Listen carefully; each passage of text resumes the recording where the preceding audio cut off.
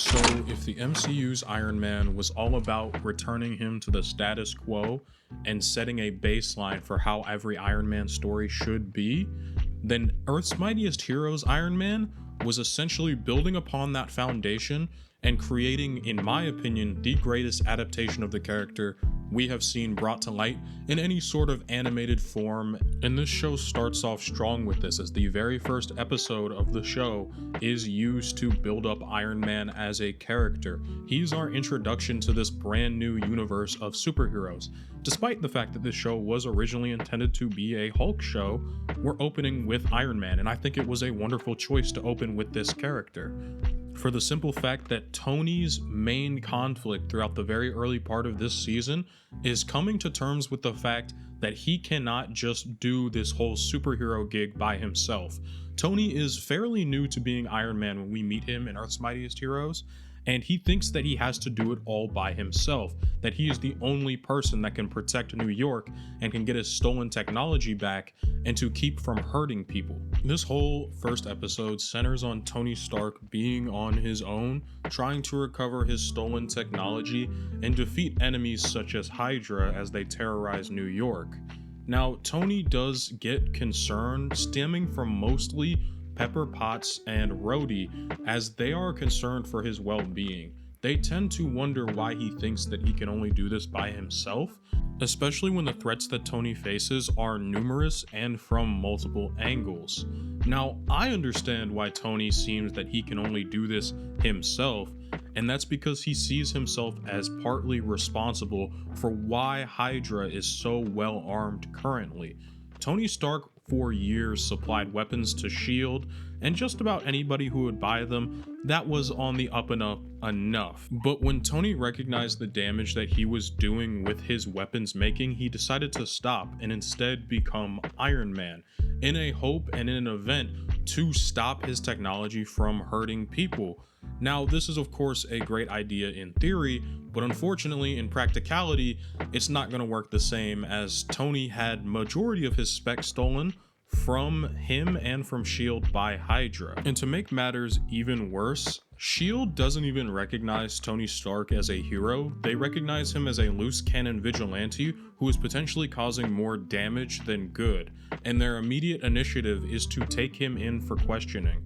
And even when Tony tries to explain to them that he is there to help and that he should not be taken in, and even when Tony decides to try and help the mandroids that have come to arrest him from S.H.I.E.L.D., he ends up being attacked by them as they assume that he is making a threat against them, despite the fact that Tony is trying to save them. And when Tony is finally able to not only take down the Hydra goons, but also deal with the mandroids, he goes to confront Nick Fury, as he wants to make it very clear that he is here to help people, but he's also not here to shine up for S.H.I.E.L.D. and deal with their bureaucracy, and also to deal with their shady business tactics.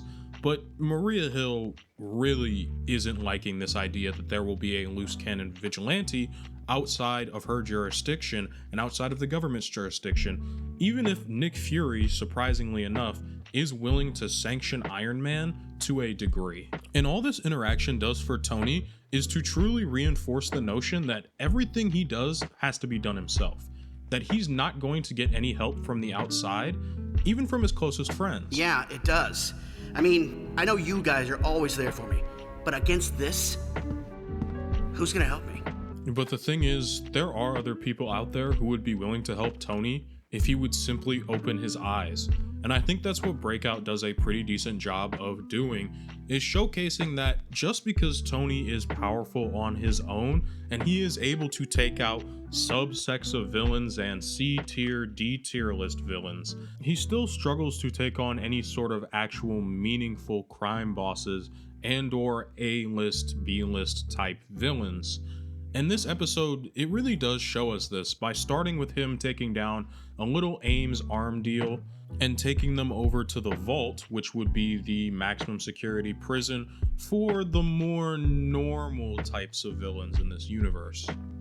But as Tony was leaving the vault, he gets a call from Pepper. Apparently there is a gigantic breakout, not just happening at the vault, but happening at all 4 maximum security prisons that are run by S.H.I.E.L.D.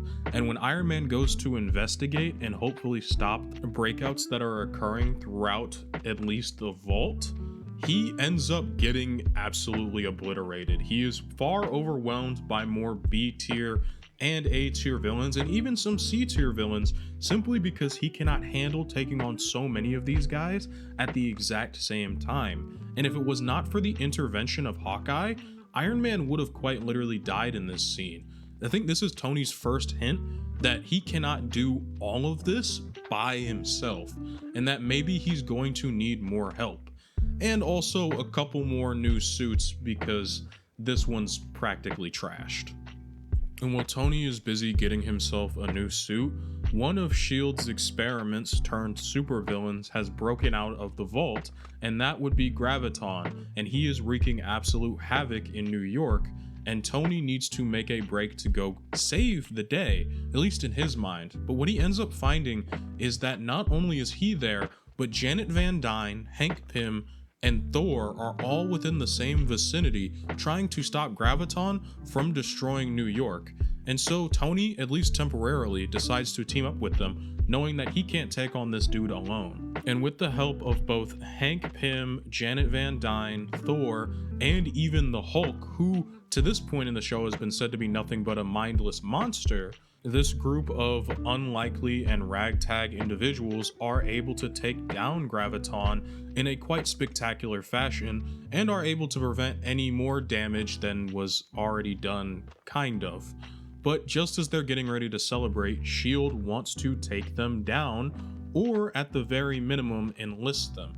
And what I think is very interesting is that Iron Man is the first person to stand up and say, hey, Hulk, for example, is not the enemy, and that they should not be persecuted for the fact that they are out here saving lives. But it is Ant-Man who does stand up to Fury and say that it is a bad idea for them to become official S.H.I.E.L.D. agents. But Iron Man is the one who decides that maybe they would be better as a team. The man who was so adamant on being solo has come around to the team ideology. What we did here, it can change things. The world needs us, but not as S.H.I.E.L.D. agents. As a team, on our own.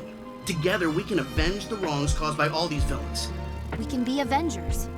And that's exactly what Tony sets out to do. He recruits as many members as he possibly can to this new Avengers, and really wants to build something larger than just himself, because he needs the extra support when it comes to taking down the over 77 villains that have broken out from all of the various prisons. And of course, they gain and lose members occasionally, but the most important member that they gain, I believe, for Tony is Captain America, outside of the original core that met to take down Graviton, as Iron Man and Captain America play off of each other in a very unique and dynamic way in this show, where they're not exactly enemies nor on opposite sides of the spectrum too often, but the two of these characters are almost never 100% aligned in the way they want to do things. And I think that's very important for Tony's development in this show.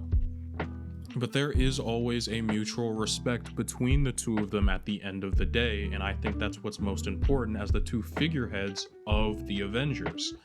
But not everything is going perfectly, as Tony's past would continue to creep up on him no matter how hard he tried to push away from it. Tony had recently bought a company that was owned by Simon Williams. Now, when Tony buys this company, he has nothing but the best intentions, and that is simply to save the company. But because of the way that Tony is, and almost the absent-minded nature in which he talks to other people, he ends up getting Simon misconstrued. Simon believes that Tony is doing a hostile takeover and is taking away the one thing that he lives for.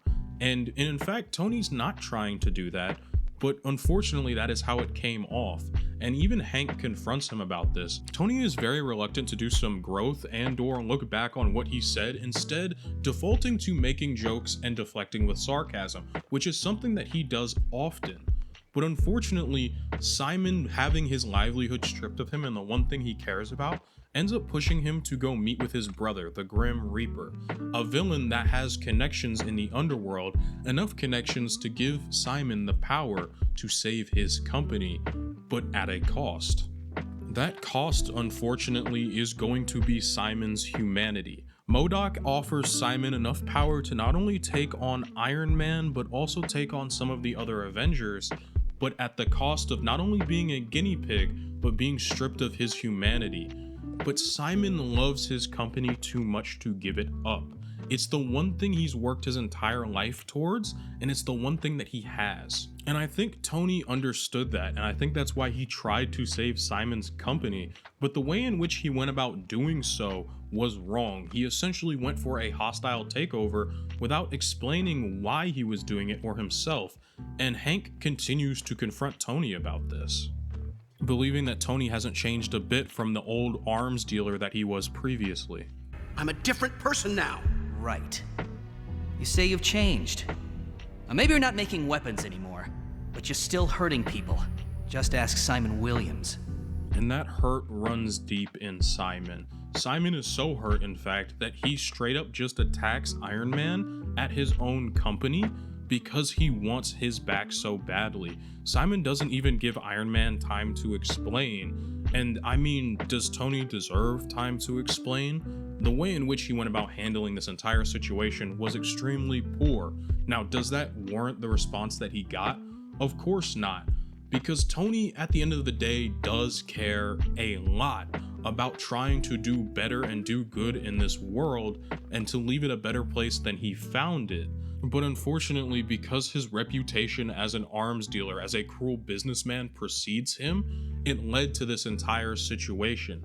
And even when Ant-Man gets Simon to calm down, Iron Man just escalates the situation once again, because I don't think he knew a better solution at the time than to simply escalate. Now, obviously, the rest of the Avengers get involved, and Tony has to sort of devise a plan as Simon is completely unstable. His molecular structure is degrading rapidly, and he is a danger not only to himself, but to the rest of the world. But again, Tony proves that he does care. Even when faced with certain death, he cares enough to still try and save Simon by bringing him inside of a place where his energy can be contained and hopefully dispersed in a safe way that keeps him from deteriorating. And when he is unable to do that, it's devastating for Tony. This is not what I wanted. I was trying to explain to him. I bought Simon's company to save it. It wasn't going to survive. I knew Simon had brilliant tech and development. I wanted to work with him, to save what he built. All I wanted to do was help him. And I think all of these failures lead into Iron Man trying his best to take command of the Avengers and lead them towards being something better. For better or worse, whether Tony likes it or not, he is the figurehead of the Avengers. He is considered the leader, at least in this continuity. And even if that means he needs to get nudges and little helps from his other members, particularly Captain America. So, who wants to go first? Panther? Leaders lead. Thanks, Cap. And being a leader doesn't always mean making the popular choice or the easy choice. And Tony has to deal with this in his own unique way, but he has to deal with it. For example, when Hawkeye was having his vendetta against Hydra and wanted to desperately find the Black Widow and stick his nose where S.H.I.E.L.D. didn't think it belonged, Tony had to be the one to step in on the Avengers side and unfortunately agree with Nick Fury in that they have way too much on their own plate already, and they can't afford to overextend and not only fight Hydra, but once again catch the ire of S.H.I.E.L.D. And Hawkeye hated this, and Hawkeye was extremely angry at Tony for this decision, but Tony, being the leader, has to step up and make this decision.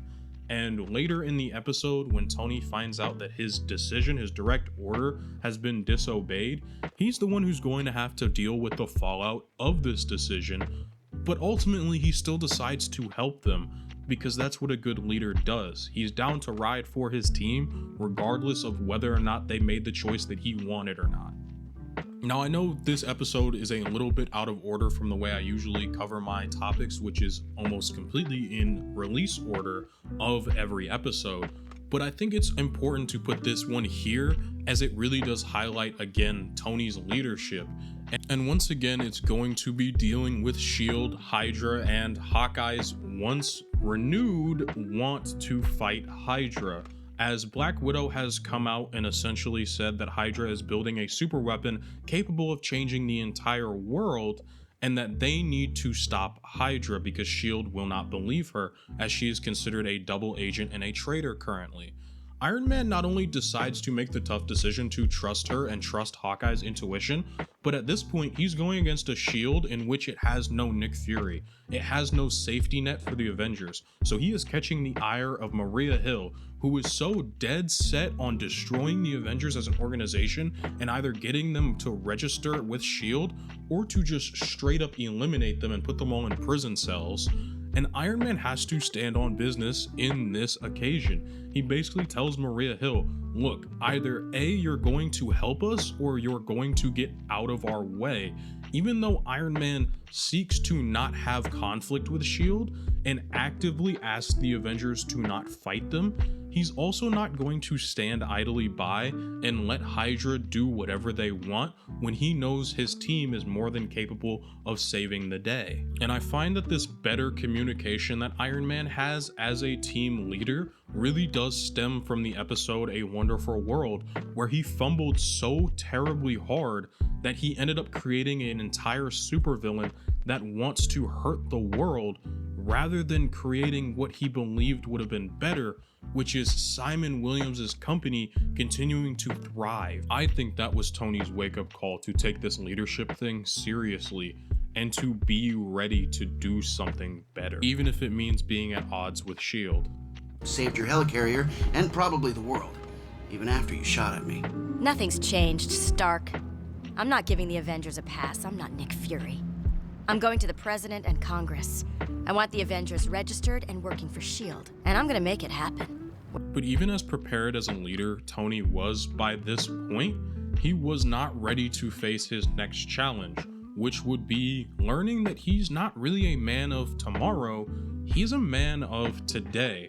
Tony Stark might like to think that he is predicting the future and that he is creating it, but the future is exponential and it grows in ways that we cannot predict nor understand. No matter how advanced our AI programs are or whatever is going to happen, we're never going to be able to fully and accurately predict and or create the future, but we sure can try. And I think that's what Tony wants to do.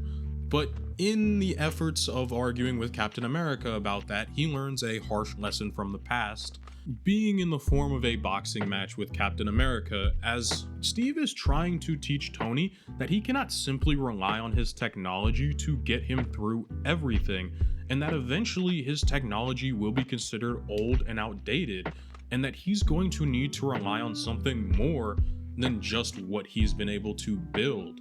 And even though Steve goes about it in, I think, the wrong way, he's at least trying to teach Iron Man this lesson, even if Iron Man really isn't grasping it at this exact moment. You're still used to the old ways of doing things. They say those who forget history are doomed to repeat it. And while the two of them are still having this debate, Kang the Conqueror shows up. Now, Kang the Conqueror is quite literally only there because Captain America spells the doom of the modern civilization, circa about 100-something years in the future. Now, granted, if you want to hear more about that, I have an entire video on Captain America which covers this topic more in depth of why Kang's there. But this is a really important villain for Iron Man, as for the first time in the entire show, and probably Iron Man's life, he has met somebody more technologically advanced than him, able to do things that Iron Man could only dream of, able to take down the Avengers in absolutely nothing. Kang doesn't even have to think much in order to take down the Avengers, nor does he have to think much in order to take them only 10 years into their own future. And to Iron Man, this is shocking. When he lands in this future, all technology he knows and is used to relying on every single day is completely gone. He has no satellites to connect to. His Jarvis is barely up and running, and Kang's technology is so advanced it leaves him in awe and starstruck. It gets to the point that Captain America is straight up willing to offer himself as a sacrificial lamb if it means protecting the Earth, but obviously Iron Man does not have any sort of want to do this, because I think he really did take Captain America's lesson to heart earlier, because while all the rest of the Avengers are busy distracting Kang, trying to give Iron Man some time to do his thing, Iron Man does exactly what Captain America told him to do: to use the past to help find the answers to the future, and in one case, punish Kang for forgetting the past, as part of Kang's technology is built off a really old Stark system that Tony happens to have access to at this very moment, which allows Tony to take over his chair and to gain the technological advantage even temporarily against Kang. But Kang isn't going to go out like this, especially not on his first appearance. He is going to come back with a vengeance and wanting to one-up Tony Stark, to remind him that he is a man of the past to him, not a man of today, not tomorrow, but the distant past. And Kang does this by quite literally invading Earth with some of the greatest weaponry we've ever seen. Military has no effect on it. Tony Stark's technology barely has any effect on these machines. And really the most effective Avengers are like Hulk, because he is so strong. And while all this chaos is going on and Tony is trying to figure out a way to defeat Kang, he fails sort of as a leader, as he completely forgets that T'Challa's entire country is being invaded. All he can do is sit back and watch from New York, and when T'Challa expresses wanting to go there, Iron Man at first is angry, but he's not actually angry with T'Challa, and decides that T'Challa should go. He's angry at himself because he cannot figure out where Kang is so that he can destroy Kang, because he's so rooted into thinking that Kang would be on Earth, because there is no space-faring travel in Iron Man's mind. There is no gigantic ship that sits outside of orbit in Iron Man's mind. He's so rooted in present technology, he forgets about the past.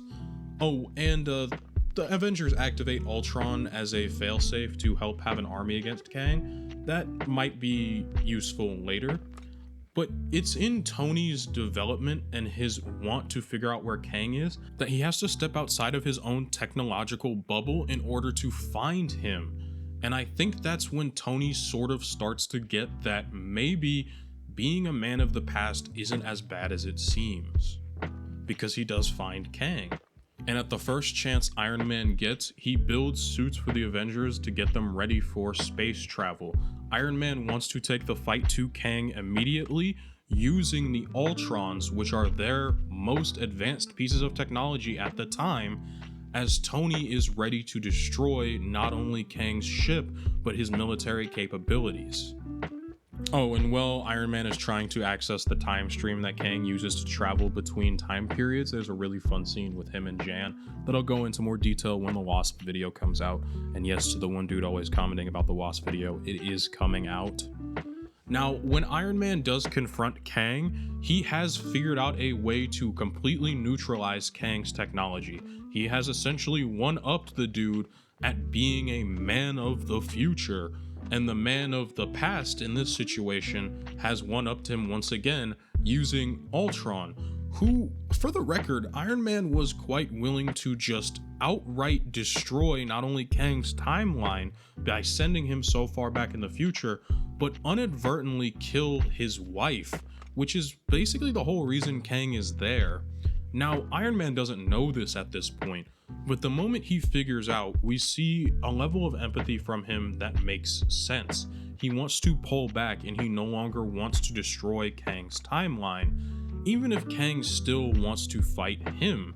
And again, I think this is a step up in Iron Man's character, in the way in which he's wanting to do better, even if that means putting this guy behind bars instead of sending him back to his original time stream, even if Kang would leave him with ominous messaging to finish out the episode. But to someone like Kang, I'm living in the past, just like you. The past isn't so bad, but the future, that's what we're fighting for. You've destroyed everything. Is that so? Oh yes. I know. Because I've seen what Captain America's actions have wrought. His betrayal is just the beginning. The worst is yet to come. But Iron Man's squabbles with things he just quite doesn't understand doesn't just end at Kang, it also begins with Thor. For reference, it is a hot summer's day in New York and the rest of the Avengers are out enjoying the day. Meanwhile, Iron Man, T'Challa, and Thor are all underground fighting Radioactive Man.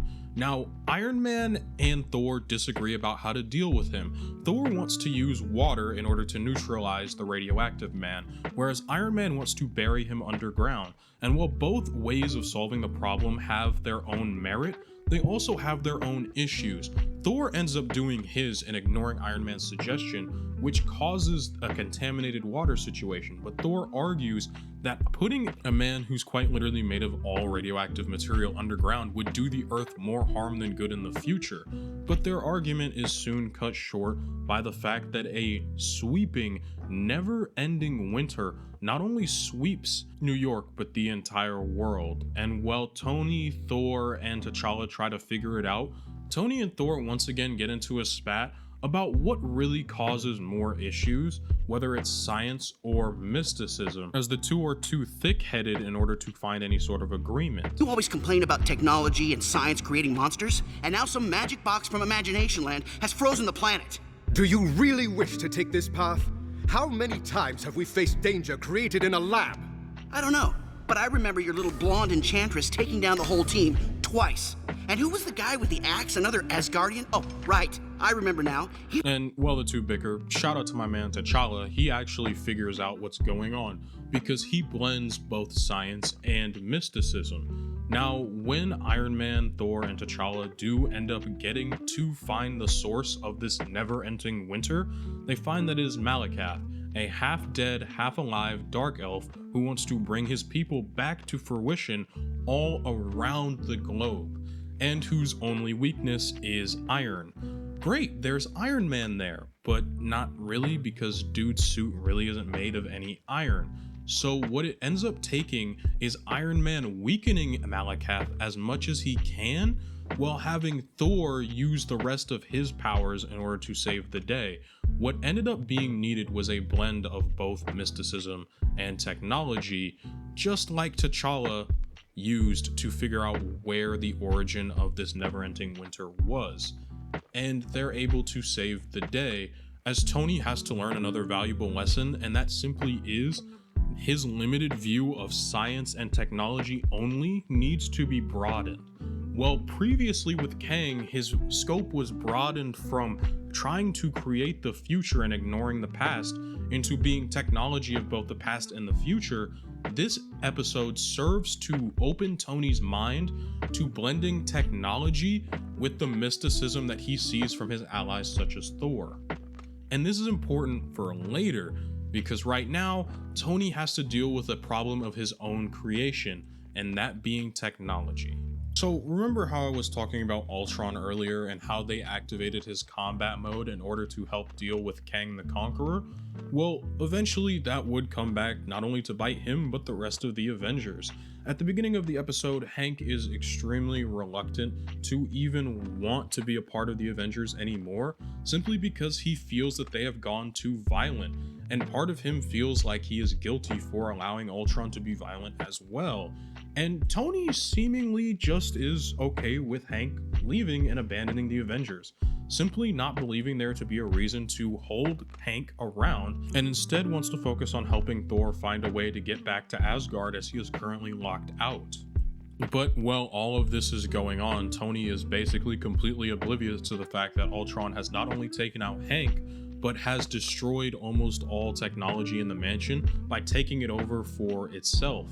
And that includes Tony's armor, the one thing that he has at his disposal at all times. The technology that he needs is now being controlled by another device, that being Ultron. Another being has taken control of his armor, and is using it to try and fight Thor with, despite Tony's constant protests that he does not want to fight Thor actually, as the two have to come up with a plan to short-circuit his suit in order to get it usable again. But this was all part of Ultron's plan, not only to distract Tony, but to strip him of the technology that he values the most in order to make him vulnerable, as he believes that Tony has not done anything to expand his technological and scientific reach outside of his armors. And eventually, when Tony has to go find Hank Pym, as the two of them both created Ultron together, by that time Thor has been presumably killed by Ultron, and this weighs heavily not only on Hank Pym, but on Tony. In the Ant-Man video, I talked about how heavily this weighed on Hank, but I never really spoke about how much it affected Tony. Throughout this show, we have seen Tony not only grow as a leader, but grow in his own personal life, and that was through various means, such as accepting the fact that the past and the present must be blended in order to help shape the future, or the fact that there is more to life and more to the world than simply science, and that mysticism is not your only enemy. But this all comes back to not help Tony almost at all when it comes to dealing with Ultron. He looks to the past for armor, and that was practically useless in the fight against Ultron. He looked to mysticism with Thor to help him, and in the process ended up getting one of his best friends killed by a technology that he created. And even when they are able to defeat Ultron, Tony feels this guilt and this heavy weight on himself, that Tony knows it's not completely his fault, but it's hard for him to feel that. Tony feels that if he had never wanted to use Ultron as a military project and had never tried to attach weapons to Ultron in the first place, this all could have been preventable, even if there were certain flaws with the way in which he did it. And even though him and Hank are trying to figure out different ways of why this went wrong, there is something more pressing that's going on. This isn't Ultron 5. What? This body, it's not the original one. The programming has been uploaded into it according to this data stream. As it turns out, Tony's past not only comes back to bite him for another time in this series, it comes back to bite hard, as Ultron has uploaded his consciousness not only into a brand new body for himself, but into every single Iron Man armor that is at Stark Industries. That is all in an effort for Ultron to distract the Avengers while he tries to hostile take over the entire world by essentially going to S.H.I.E.L.D. and activating their nuclear program. And even when Tony and the rest of the Avengers are able to defeat his armors and get back to Ultron, who is on the helicarrier, Tony's technology fails him once again. His current technology is completely useless by Ultron. His future technology in Ultron is absolutely destroying the Avengers, even when Thor does come back from the supposed dead, and his past technology is completely destroyed. And all of this while Tony is trying to stop nuclear strikes from completely destroying the world. Now, Hank Pym eventually does find a way to stop Ultron, and Iron Man does find a way to stop the nuclear countdowns. It's kind of too late. The damage has already been done, at least to the Avengers core members, with Hank basically wanting nothing to do with the Avengers, believing Ultron to be his fault, and Iron Man trying to basically understand that he messed up as well, and everything he's done has only led to a potential darker future that Thor talks about. But there is slight hope, and that's the fact that Iron Man is finally stepping into his own as a true leader. And this finally starts with the last arc for him in this show, which is finding a way to get Thor back to Asgard. Iron Man, through not only his understanding of current technology, past technology, but also his understanding of mysticism, is able to successfully create a plan to get Thor back to his homeworld. It just unfortunately isn't perfect because Amora the Enchantress and Loki have other ideas and send villains to every location in order to get the Avengers off track and to get them to destroy the Norn Stones. Which each Avenger does, mind you, as they believe it's the best course of action at the time, But unfortunately, that's exactly what Loki wanted. Loki's entire plan was to get the Avengers to destroy the Norn Stones in order to help further his plot to take over Asgard. Go figure, that's what this entire show has been building up to. And this leads to Tony being stranded, powerless, without any sort of technology of his own, in a place that is completely unfamiliar, that being Asgard, as he is surrounded by a bunch of dwarves that he does not know. And well, Tony does agree to go with them in hopes that he is able to hopefully be able to do something in order to help the Avengers. A brute who was hired by Loki is standing in the way of Iron Man and the dwarves getting to the Great Forge that they need to. And when Iron Man essentially watches this brute destroy two of the dwarves, he still tries to fight him. Knowing that he has very limited power, Tony still decides to pick a fight with him, simply because it is the right thing to do, and it is what needs to be done. And even when Tony's only weapon, which was his one repulsor on his right hand, is damaged, he has to make a self-sacrificial act in order to save the day, and that would be to de-lid his arc reactor and dump whatever remained of his power into destroying this brute in order to save the day. Tony was willing to use what little of his technology he had left in order to save the day. Tony Stark in this show is very interesting. His character isn't necessarily stagnant, but you don't see great leaps and bounds like you do with, say, Hulk, for example. You see small incremental increases throughout the entire show, until you get to the end of the first season, where Tony's arc feels satisfying and complete. It's kind of strange because it's not done the way the rest of the Avengers are, where you see spurts of huge growth. Tony's is extremely slow and very well paced, in my opinion. And for all of Tony's efforts, we finally get to see the culmination of everything we've been building to for his character. While the rest of the Avengers are getting their butts handed to them by Loki, Tony is building an armor that is comprised of not only techniques of the future, the past, the present, but also a level of mysticism that he now is able to look at and agree with. And when Tony shows up, he is in a suit of armor that is, well, not able to rival Loki with Odin's son's powers, but is able to at least contend with it long enough and be a long enough distraction that Ant-Man is able to damage the tree that holds all of the power and restore it to Odin. And with Loki being defeated by the hands of Odin, being distracted long enough by the Avengers, that's it for Tony's character arc in this first season. It's not this huge, expansive thing like I explained earlier. It is little incremental increases that we see from the start of the show all the way to the end of the show, in which we get, I would assume, to be a satisfying end for his character. Now, this show by absolutely no means reinvented the wheel on Tony Stark or Iron Man, or rejuvenated the character the way Robert Downey Jr. did, but instead it sought to build on what RDJ had laid as a foundation for Iron Man at the time. The showrunners essentially wanted to build on top of it and tell a more Avengers-centric story, and at the expense of making all of the other characters' character arcs so grand and great, he's one of the characters that sort of suffers from stagnation for bits and pieces of the show.